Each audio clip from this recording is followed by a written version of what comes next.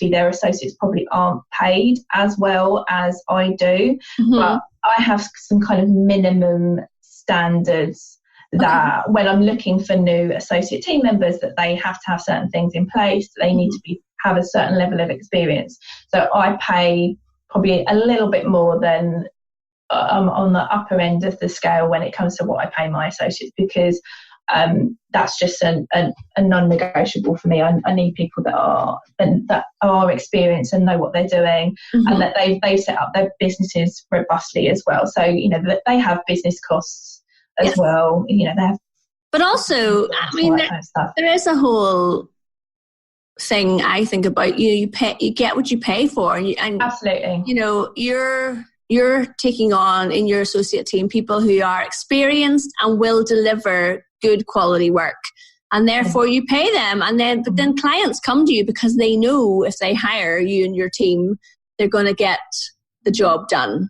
Because I think that is where possibly I would see. I mean, inside Facebook groups, you see women entrepreneurs talking about how they've started to work with somebody or given somebody a piece of work and they haven't delivered, and it just puts them off completely sourcing, and that's a real shame. But also there's this whole race to the bottom in terms of pricing. So you'll also see somebody saying, I really want somebody to help me with doing blah blah blah piece of work. I don't have a lot of money. I only have a budget of this. Can you recommend somebody? And I'm like, well, if that's all your budget is, you're not going to get high quality work for that. And that's one of the sad things, I think, sometimes, certainly of Facebook groups. I've met some wonderful people in Facebook groups, and I'm quite lucky. Sometimes I'll get tagged in where people will be, Claire or the team would be really great for this, and that is lovely. But I think and maybe it is when you're starting out more so, but there can be this urge to be like, yes, I can do that, of course I can do that, without actually really thinking, can I? You might have time, you might have the capacity, but I never had that urge. I think it does come back to that buffer. I was very lucky. I had a good buffer. I never felt the urge to chase that work or compromise or, overpromise when it wasn't something that I had expertise in. Yes, there are sometimes things that I would like to get involved in and help clients with, and that might be a skill that is not my, I'm not, it's a learning opportunity. But then I would always say that I would always be 100% upfront. Often it might be clients need help with different tools, and you can't possibly know every single tool that's every single CRM, every single membership site, or platform for hosting courses, but that email marketing systems, all of it, they're all much of a muchness. So in that regard, I will say, look, I've not used that particular tool. I'm happy to look at it, but I've got more experience in X, Y, or Z, for example. But often they're much of a muchness. But I think it's really important because often people, and that things might go wrong for a number of reasons. It might not just be that they're not experienced. It could be that communication isn't great, or you haven't clearly defined your expectations of when you want that work to be delivered or how you want it to be presented. So there's there is always two sides to the story. But when it comes to what I commit to, I think communication is key, and I think being totally upfront and honest is really important. Yes, I had an excellent experience with a VA recently. So I have for over 2 years now, I've run this thing called the 30-day social media challenge, and people sign up for it, and they would get an email a day for 30 days. And it literally is like a prompt of something to put on your social media accounts. And it's always got really brilliant reviews and everything. But part of me has always wanted to turn it into a PDF download. And I was recommended a virtual assistant. And what I liked about what she did was she told me exactly how many hours she thought it would take, how much it was going to cost, all in advance.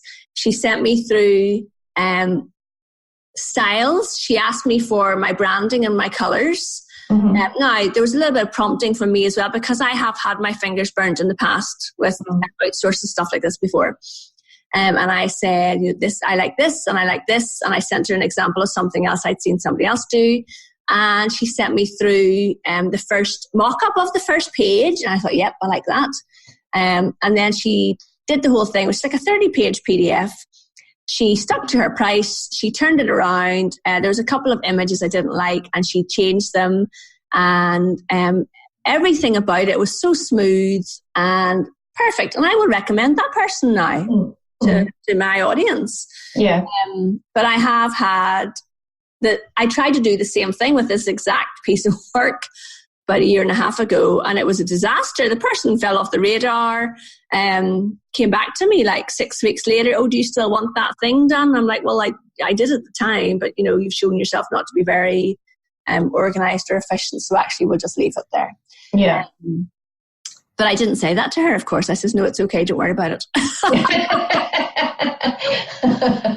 You chickened out. Out there. Because I'm not, if someone's battling up for an argument, I'm like walking the other way.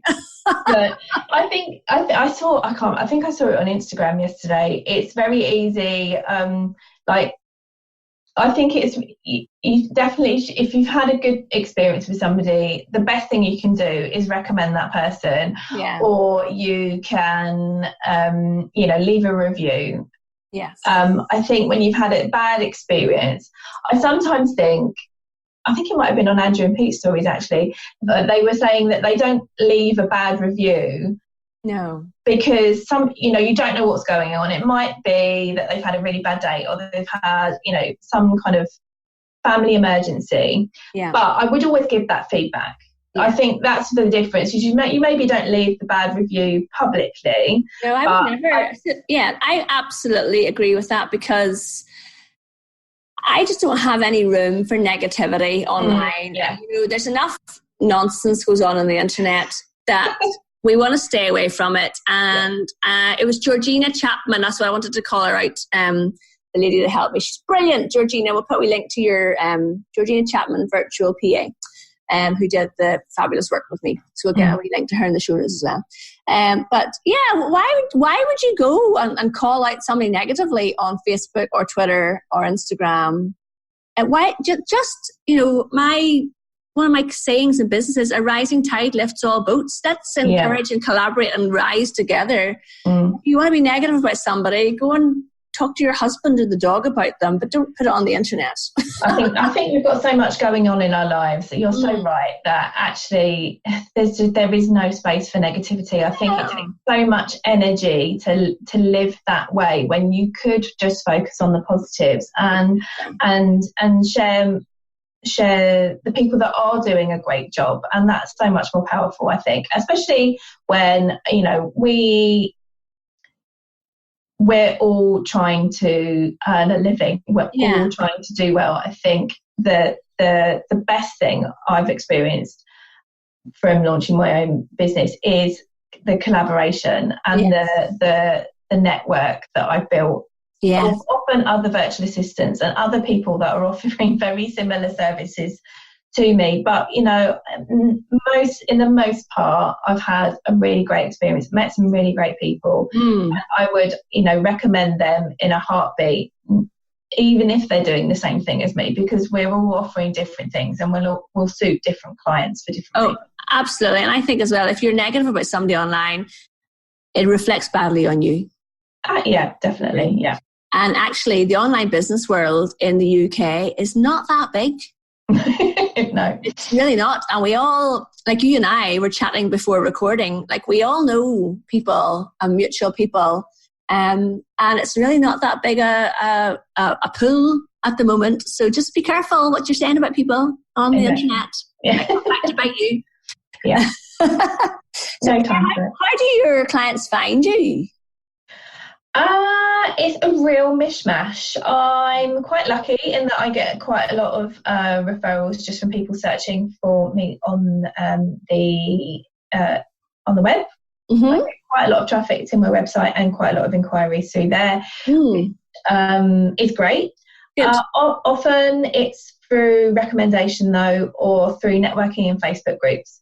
And that was, I'm not posting everywhere. We talked a little bit before we started the call about, where you're going to show up online and where I show up online.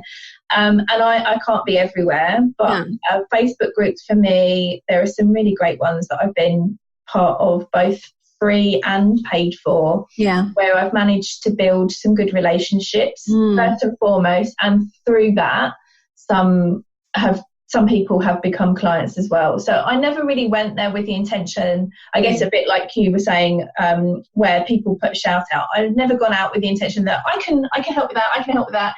It's more about, building relationships, supporting other people by sharing some of the knowledge that you have, and then from that, some of those I've been very lucky have turned into clients as well. Yeah, it's not luck, Claire. It's not luck. It's because you're doing a good job and people see that, and you're getting referred work from people because they know that it's good quality. So, I think your vibe attracts your tribe and all those naff sayings. But it's, it's true. Ultimately, it's true. Yeah, absolutely. So Claire, we're going to have to wrap it up today because, as a working mother, I have to go and pick up a child to go to the orthodontist. This is how it goes. So for people who want to know more about your business and who like the sound of your business, which, if they listen to this podcast, I think they probably will.